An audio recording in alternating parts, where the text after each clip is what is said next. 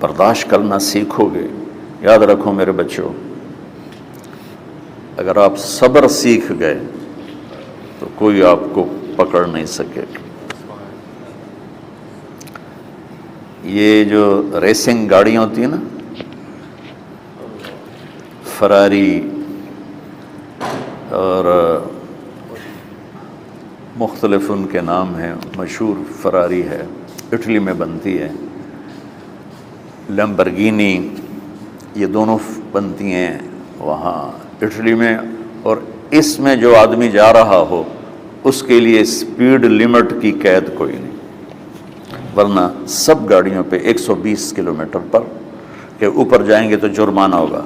لیکن جو آدمی لیمبرگینی میں جا رہا ہے یا فراری میں جا رہا ہے اس کے لیے کوئی جرمانہ نہیں، چونکہ وہ یوں کرو تو 1 سیکنڈ میں وہ 120 پہ چلی جاتی ہیں، صرف اتنا کرنے سے شم ایسے جاتی ہیں. تو میں آپ کو ایک لیمبرگینی دینا چاہتا ہوں، فراری 8 کروڑ کی ہے. فراری 8 کروڑ کی گاڑی ہے فراری. کئی دفعہ وہاں جب جاتا ہوں تو کوئی نہ کوئی بٹھا دیتا ہے، یہ آپ کو ذرا سیر کرائیں. وہ ہمارے کو تو شوق کی کوئی چیز ہے نہیں، وہ نوجوانوں کے شوق کی چیز ہے. تو 8 کروڑ کی گاڑی ہے، میں مفت آپ کو دے رہا ہوں. وہ ہے صبر. آخرت کے سفر میں اگر تیز چلنا چاہتے اور سب سے آگے نکلنا چاہتے ہو تو صبر کی فراری پہ سوار ہو جاؤ. تمہیں کوئی پکڑ نہیں سکے گا، تمہارے کوئی قریب بھی نہیں آ سکے.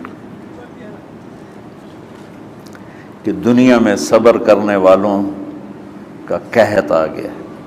بڑے بڑے علماء ہیں اخلاق سے خالی، بڑے بڑے علماء ہیں صبر جانتے ہی نہیں. اور پورا معاشرہ سر علماء، تم کل کے علماء ہو اس لیے علماء کی بات کر رہا ہوں، ورنہ پورا معاشرہ میرے بچوں صبر سے خالی ہے. تم سیکھو.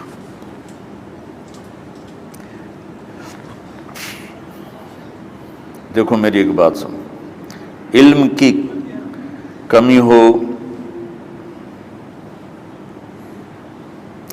تو اچھے اخلاق اس کو چھپا دیتے ہیں. اخلاق کی کمی ہو تو بڑے سے بڑا علم بھی اسے چھپا نہیں سکتا. سارے عیب ہوں اور اخلاق اچھے ہوں تو اخلاق وہ چادر ہے جس میں سارے عیب چھپ جائیں گے. اور ساری صفتیں ہوں اور بد اخلاق ہو تو ہر صفت کو بد اخلاقی چھپا دے گی.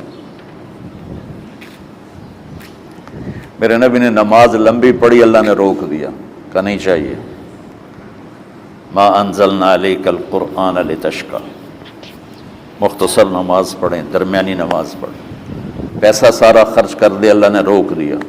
ولا تبسطها کل البسط، میرے نبی سارا خرچ نہ کرو، کچھ بچا کے بھی رکھو.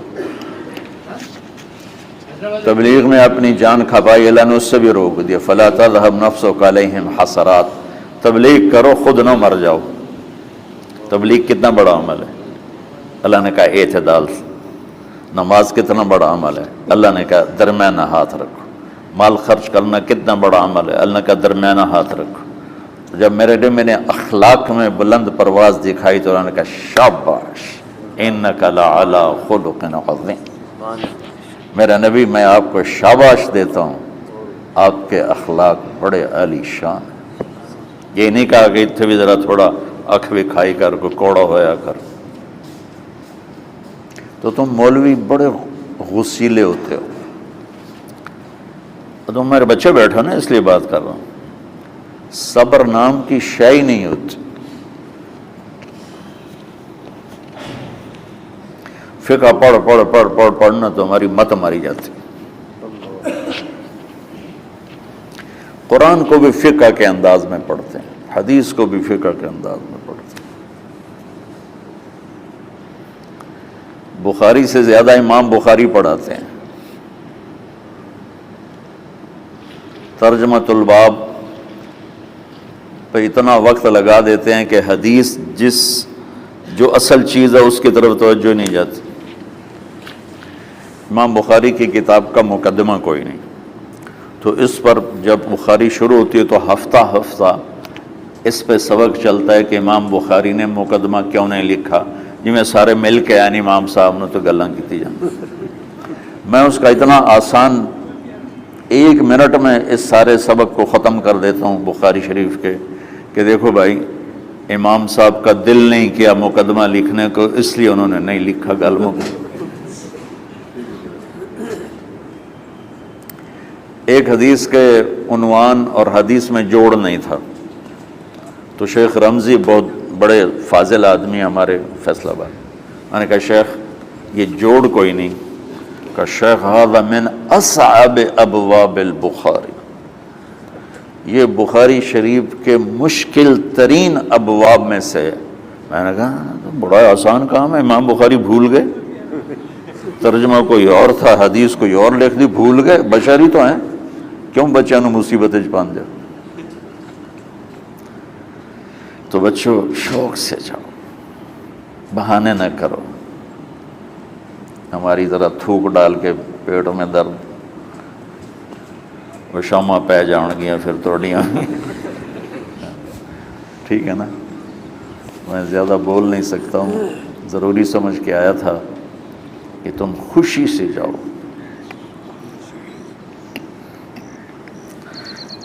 پھر اس میں جو ناگواری آئے گی اسے برداشت کرو گے تو پھر آپ کا صبر بڑھے گا۔ تمہیں صرف میری شہرت نظر آتی ہے، اس میں جتنا مجھے صبر کرنا پڑا ہے وہ تمہارے سامنے نہیں ہے، جتنی کڑوی گولیاں میں نے کھائی ہیں لوگوں سے وہ تو تمہیں نہیں پتا۔ اب تمہیں اتنا نظر آتا ہے کہ واہ واہ ہو رہی ہے آگے پیچھے لوگ، میرے اللہ کا کرم ہے، میری کیا اوقات، آج ہوں کل مر جاؤں گا، اولاد کو بھی یاد نہیں رہے گا کہ طارق جمیل کون تھا۔ جو ہے اس میرے رب کا کرم ہے، مجھے اپنی شہرت سے کبھی دھوکہ نہیں لگا۔ تو میرے بچوں اس لیے بتا رہا ہوں، کوئی فخر نہیں، کہ مجھے اپنی شہرت سے کوئی دھوکہ نہیں، ایک لمحے کے لیے بھی مجھے دھوکہ نہیں۔ میرے دل کی گہرائیوں یہ بات اتری کہ سب میرے اللہ کا فضل ہے، اور برائی کرنے والا اور اچھائی کرنے والا میری نظر میں برابر ہو گیا ہے۔ برابر ہونے کا مطلب پہلے سمجھو، تم مجھے گالی دو گے مجھے تکلیف ہوگی، تو میری تعریف کرو گے مجھے خوشی ہوگی، اس کو برابری نہیں کہتے، وہ تو ایک طبعی چیز ہے۔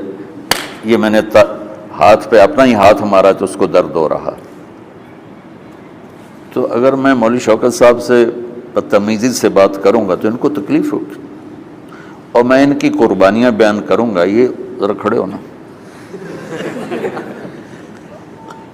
ادھر ہاتھ دو، یہ اس سارے نقشے کے بانی ہیں، یہ پہلی اینٹ ہے۔ یہ 3000 روپے اس وقت لے رہے تھے 1985 میں 86 میں کراچی،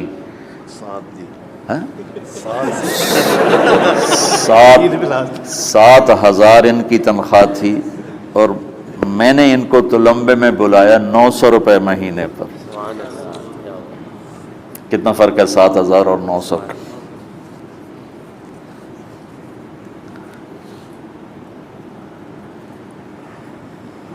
لوگ میری تعریف کرتے ہیں، میں اللہ کا شکر ادا کرتا ہوں، اور اس پہ میں تکبر میں نہیں آتا۔ یہ ہے مدح اور ذم برابر ہو جائے، یعنی تعریف کرنا اور برائی کرنا برابر ہو جانے کا مطلب یہ نہیں ہے کہ برائی کرنا سن کے اثر نہیں ہوتا اور تعریف سن کے اثر نہیں ہوتا، نہیں، برابر ہونے کا مطلب بتا رہا ہوں، اس کی توفیق تائید رحمت اپنی اولاد کو بتا رہا ہوں۔ کوئی میری تعریف کرتا ہے میں اللہ کا شکر ادا کرتا ہوں اور اپنے آپ کو بھولتا نہیں ہوں، کوئی میری برائی کرتا ہے تو میرے دل میں اس کے لیے کوئی منفی جذبہ نہیں پیدا ہوتا۔ یہ ہے اچھائی برائی کو برابر کر دینا۔ کہ میرے اوپر مختلف الزام لگتے ہیں تو میں ان کو پی جاتا ہوں، اور اس طرح کا معاملہ کرنے والوں سے اپنے دل کو بالکل صاف رکھتا ہوں، بالکل صاف، میرا ان سے معاملہ اسی طرح ہوتا ہے جیسے پھر آؤ جی اپنی وجہ سے کبھی کسی سے قطع تعلق نہیں کرتا. تو بچوں، صبر بہت بڑی دولت، یہ تمہاری تبلیغی زندگی میں بھی کام آئے گی، علمی زندگی میں بھی کام آئے گا، جب تم گھر والے بنو گے، شادیاں ہوں گی، اس وقت یہ کام آئے گا. ٹھیک ہے؟ اب بہانہ تو نہیں کرو گے نا، خوشی سے جاؤ گے نا. چلو، السلام علیکم.